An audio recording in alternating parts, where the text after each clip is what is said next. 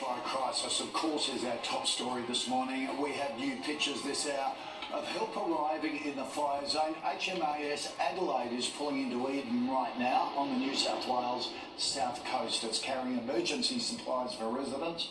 But as you can see, the wood chip mill, which is a big employer of the town, is still burning. What an incredible picture that is, isn't it? There are fires stretching from northern New South Wales down around Sydney, through the Southern Highlands, along the south coast, across the border into Victoria, where two blazes are burning at an emergency warning level in the state's northeast, and the fear is they may join up into a mega fire. We have a team of reporters live in the fire zone at key locations. Let's begin the coverage with Weekend Sunrise host Matt Doran in Eden on the New South Wales south coast. Matt, the fight is far from over. Kochie, as we go to air this morning, authorities are trying to take advantage of these cooler conditions, the better weather that we are seeing in this region. We have 132 fires burning in New South Wales.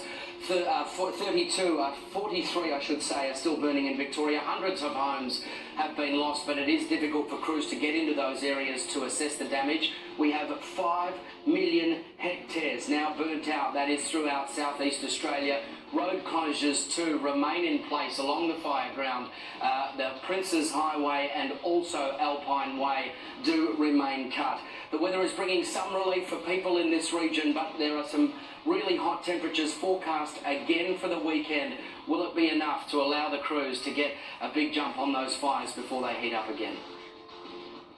A hellish orange shroud blankets the road to Eden, the coastal New South Wales town cut off and in near darkness as a mega blaze terrorises the community. This whole street was ablaze, and as I was talking about, the weather storm was circulating in and flames were leaping over the road. But their spirit here is something really special. It's just really hard to come to grips with what has happened in the past 24 to 48 hours. It's just hopefully something that never has to happen again.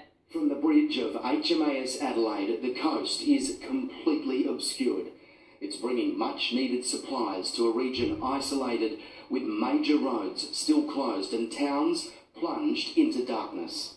And the sky, as you might be able to see behind me, is almost the colour of my fire gear, and we're being covered in soot and ash. Extraordinarily, it is just gone at 3 o'clock in the afternoon, and the only reason you can see me right now is because of our camera light. I've never seen Eden like this. Brings tears to my eyes. Inland at Batlow, a firestorm surged, destroying almost everything in its path. Crews fought hard as exploding gas bottles threatened to ignite the local petrol station. It is damaged, but the surrounding houses here and across the road, we managed to prevent it getting to those. Locals grateful. Firefighters are absolutely amazing. Absolutely amazing. But tragically, one man was killed. David Harrison died helping friends defend their home. Thankfully, no one else is missing, but the destruction is simply staggering. Scores of homes have been lost since the weekend. We know that there's quite a number of other structures, sheds. Military helicopters are helping evacuate residents stranded in Victoria's alpine regions, as firefighters fear fire fronts will merge with blazes in New South Wales. In South Australia, there are fears dozens of homes have been lost in the deadly Kangaroo Island bushfire.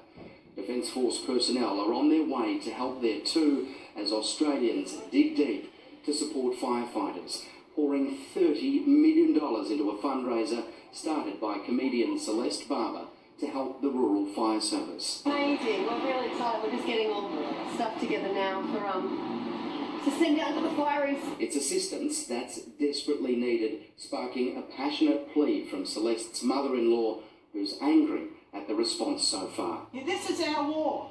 This fire is Australia's war at the moment, and there is one ADF on the ground. But they'll come in and mop up and say, oh, how good we are. Aren't we great for doing this? Some dreadful breaking news emerging from here on the south coast this morning, with reports and confirmation from authorities that there are 2 people unaccounted for still here on the south coast. from the areas of Bombala and also Budalla. Crews are working desperately to get into those areas, but they are being hampered by power lines on the roads and trees across the roadway. Plus, there is widespread power outages in this region. New South Wales Premier Gladys Berejiklian doing her best to assure people in this area that the government is behind them. People are scrambling to get food, to get places to stay. She is saying that she is throwing her entire support behind the people affected in these regions. I want everyone to know that the government will provide unlimited support for accommodation until people make decisions on what to do. So today and in the days and weeks ahead, it's really about ensuring everybody has the basics, everybody has a safe place to be. The military is on standby too. HMAS Adelaide moored not far from where I am here on the coast, and there will be a big flow of people back to their homes this morning as they start to leave the boats. You can see behind me some of the cars scattered around this wharf as well, returning home to discover whether indeed they have a home to go home to. All right, let's go to Tim Lester now, who is he's also in Eden, and we can see HMAS Adelaide over your shoulder there, Tim. Indeed, Sam. HMAS Adelaide has picked quite a stage to come into Eden's Twofold Bay, sitting directly in front of the burning wood chip mill, and we've got a crowd up here now looking on to see both of them. But HMAS Adelaide, ostensibly the forerunner of a big military rise, we believe, in assistance to fire relief that should spread out through the fire zone and certainly here on the far south coast today. In Victoria, David Woywood is in Omeo in the state's east. David, how's the community doing there? Koshi, it's been an incredibly tough week for this small community. A lot of very tired faces at the pub overnight. And look, it's pretty easy to see why when you have a look at these pictures of this intense, this dramatic rescue mission that was staged just up the road at the Omeo football ground. Now, I've spoken to a number of residents in the region, and they have explained to us it was it was a terrifying moment for this entire community. But look, this town, they know that they are not out of the woods yet. They are all now bracing for these horrific high temperatures later this week. Okay, Nathan Templeton is in Swan Reach in Gippsland. Firefighters have set up camp there behind you, and authorities slowly reaching those stranded.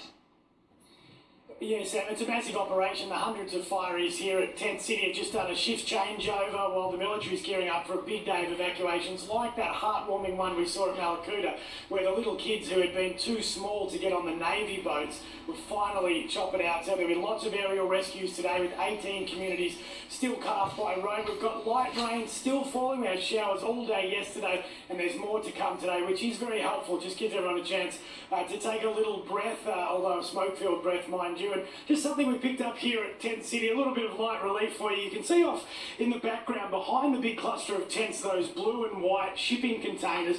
On the other side of those, that is known as the snorers section. So there's an extra row of tents for the fireys over there who actually snore during the night. They've been quarantined from everyone. Look, I think everyone is so tired they will sleep through just about everything, but look, they're in great spirits here.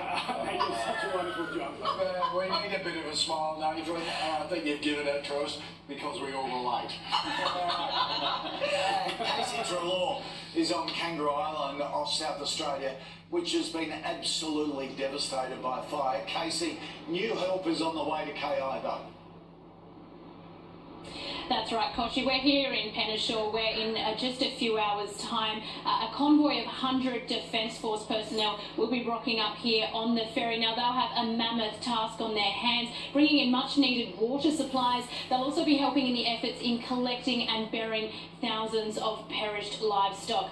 Now, there are fears that dozens of homes have been destroyed, but we won't realise the full scale of that damage for many days to come. Now, we have just heard from wildlife experts that there are now grave fears for the native koala population here on Kangaroo Island. Take a listen. Until people can actually get onto the fire grounds and into the burned areas, knowing exactly how many we've lost is sort of up in the air at the moment.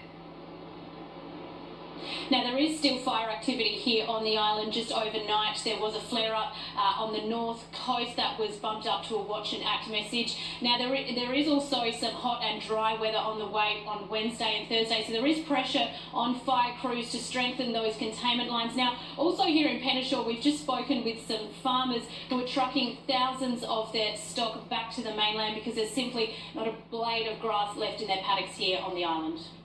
Okay, terribly sad, isn't it? Thank you to all of you. We'll check in again soon. And just some quick breaking news. Mount Selwyn Ski Resort has apparently been completely wiped out in the Kosciuszko National Park, which many of you will have learnt to ski at Selwyn. Yes, many. I did. Yeah, Full excursions to Mount Selwyn. Yeah. It's very sad. It's a lovely spot, so we're thinking of everyone there. It's terribly sad. All right, let's get the rest of the day's news now. Here's Angie. Thank you, Sam. In breaking news, Iran has backed away from its commitments to limit its uranium enrichment in response to a US